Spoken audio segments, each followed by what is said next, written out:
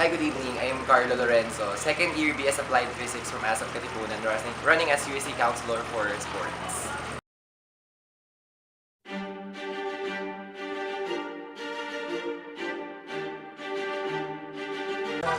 pinaka pina, pinaka pinapa pinaniniwalaan po ng ASAP Katipunan ay yung education is a right. At syempre, kasama na po dun sa education is a right is yung karapatan po natin sa mga dekalidad na pasilidad, kagaya po ng laboratories, classroom, kasama na po yung gymnasium. So yung isa po sa mga projects bilang USC Counselor for Sports is yung Open Push for Gym Now na kung saan maglulungsad po tayo ng mas masigasig na kampanya upang bantayan po yung bawat kilos ng ating UP Manila Administration sa progress po ng ating UP Gymnasium.